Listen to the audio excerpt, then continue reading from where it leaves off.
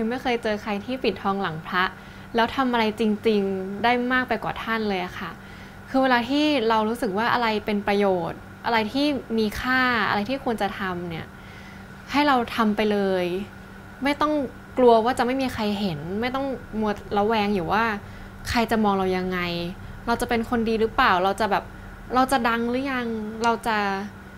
เป็นที่รักของทุกๆคนหรือยังค่ะพิมรู้สึกว่าท่านเป็นกษัตริย์ที่ไม่ได้คำนึงถึงตรงนั้นเลยแล้วท่านมุ่งไปยังเป้าหมายที่ท่านอยากจะทำซึ่งก็คือพัฒนาชีวิตของประชาชนซึ่งก็คือการมอบความรักให้กับประชาชนในประเทศที่ท่านรักอะค่ะ